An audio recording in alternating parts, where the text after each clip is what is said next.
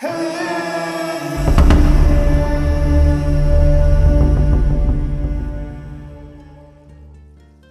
Bread of Destiny.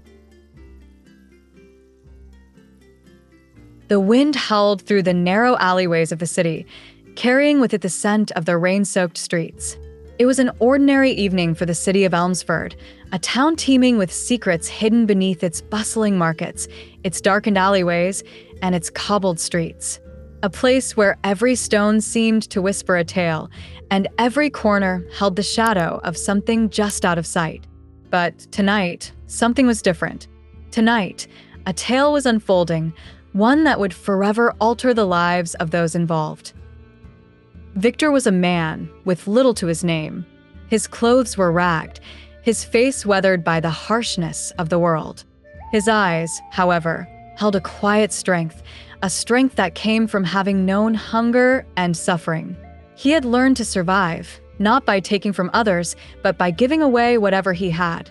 Perhaps it was his way of balancing the scales of a world that often seemed tilted in favor of the rich and powerful. Yet, despite his generosity, Victor had never been able to escape the grip of poverty. Every day was a struggle, every meal a treasure to be cherished.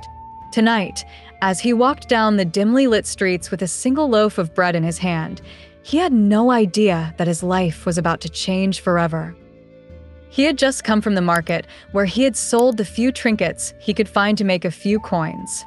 The bread was all he had left, and it was all he could afford to eat. His stomach growled with hunger, but he could not bring himself to eat the bread. Not yet. For as long as he could remember, there had always been someone worse off than him. He had always found himself giving what little he had to others in need. And so, as he walked home, his thoughts were interrupted by the sound of a child crying. The sound was faint at first, like a distant whisper on the wind. But as Victor rounded a corner, he saw the source of the sound, a small boy, no older than 5, sitting on the cold stone steps of a building. The boy was crying uncontrollably, his small hands clutching his stomach, as if in pain. His clothes were torn, his face smeared with dirt, and his eyes were wide with fear. Victor's heart clenched in his chest as he approached the child. "Hey there, little one," Victor said softly, kneeling beside the boy. "What's wrong?" The boy looked up at him with tear-filled eyes. "I'm hungry," he sobbed. "I haven't eaten all day. Please, mister, I'm so hungry." Victor's eyes softened as he looked at the child. He could see the desperation in his eyes, the same desperation that he had seen in his own reflections so many times. Without a second thought, Victor reached into his bag and pulled out the loaf of bread. He placed it gently in the boy's hands. "Here," Victor said, his voice barely above a whisper. "This is all I have, but you can have it. You need it more than I do." The boy's eyes widened in surprise, and for a moment, he just stared at the bread. Then, as if he couldn't believe his luck, he grabbed the loaf and devoured it in one swift motion. He barely stopped to breathe, his hunger too great to be satisfied by just a few bites. But when he finished, he looked up at Victor with gratitude in his eyes. "Thank you, mister," the boy said, his voice trembling. "Thank you so much. You're the kindest person I've ever met." Victor smiled softly, his heart warming at the sight of the boy's relief. "It's nothing," he replied, his voice steady. "We all need to look out for each other." The boy nodded eagerly, but as he stood up to leave, he paused and looked back at Victor. "Are you sure you don't need it?" the boy asked, his small voice full of concern. "You look hungry too." Victor chuckled softly. "I'll be fine," he said. "I have other ways of finding food." The boy seemed satisfied with the answer and turned to run off into the night, but before he could go far, a man appeared from the shadows. The man was tall, with a broad frame and a mysterious air about him.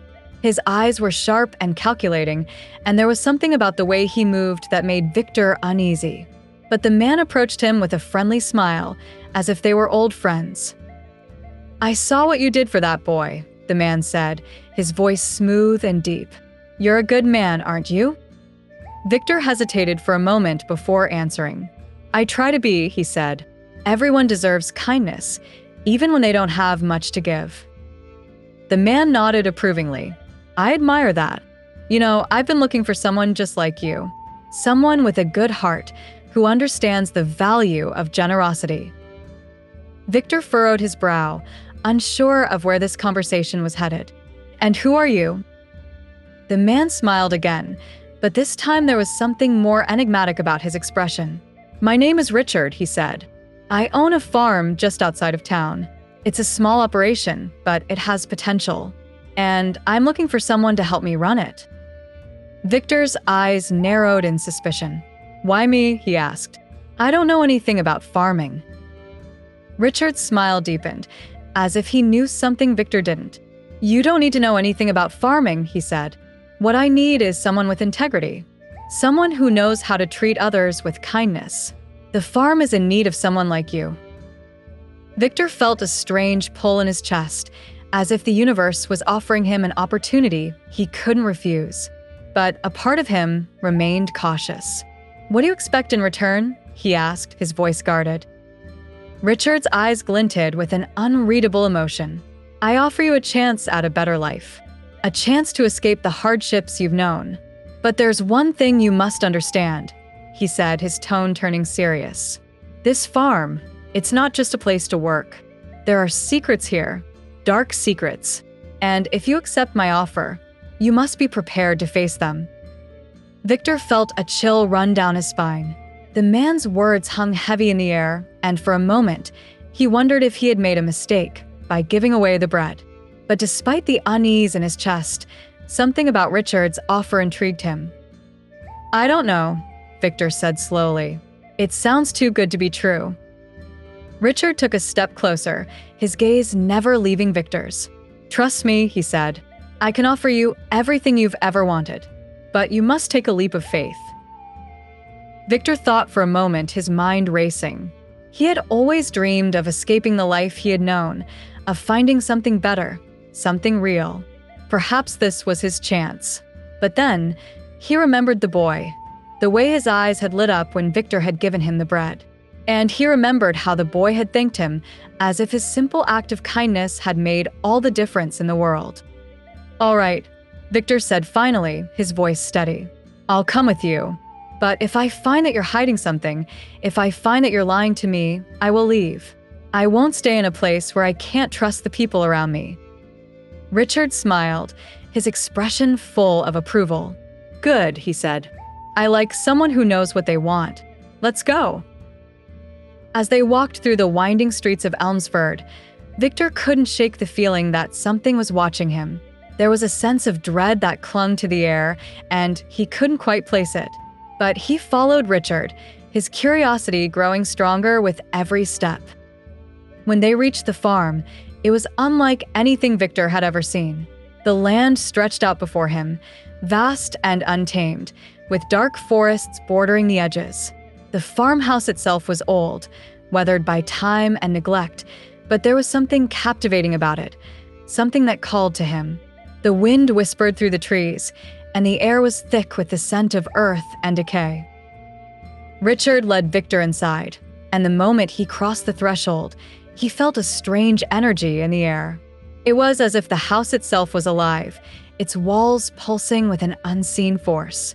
But despite the unease that gripped him, Victor pushed forward, determined to uncover whatever secrets this place held. As the days passed, Victor found himself drawn deeper into the mysteries of the farm. He learned that Richard's family had owned the land for generations, and that they had been caretakers of a powerful secret, an ancient artifact buried deep within the earth. But the artifact came with a price. Those who sought to control its power were bound by a curse that could never be undone. Victor struggled with the decision before him. Should he continue to work for Richard, or should he leave before it was too late?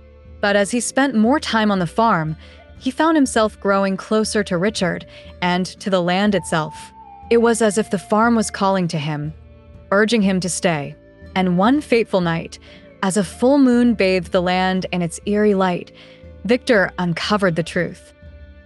The artifact was not a mere object. It was a living force, a being that had taken root in the earth itself. And it had chosen Victor. It had seen his kindness, his compassion, and it knew that he was the one who could unlock its power without falling prey to its curse. Victor faced a choice: to wield the artifact's power and change the course of his destiny, or to walk away, knowing that the consequences of his decision would be far-reaching. As he stood before the artifact, feeling its pull deep within his soul, he realized that his decision would not only shape his future, but the future of everyone he loved. In the end, Victor chose to embrace the power of the artifact, but with one condition: he would use it not for personal gain, but to bring hope to the world, just as he had brought hope to the hungry child all those years ago. And as he did, the curse that had plagued the land for generations was lifted, and the farm, once dark and foreboding, became a place of light and prosperity. Victor had found his destiny, and with it, a chance to change the world. And though the challenges ahead were great, he knew that as long as he held on to his heart, his kindness, and his integrity, he would always be able to find his way. For in the end, it was not the power of the artifact that had changed everything. It was the power of a simple act of generosity, the gift of a loaf of bread. And as Victor stood there, looking out over the land that had become his home, he knew that he had found something far more valuable than wealth or power. He had found purpose. And so, the story of the bread of destiny became a legend, passed down through the ages, reminding all who heard it of the power of kindness, the importance of integrity, and the extraordinary ways in which the simplest of acts can change the course of a life forever.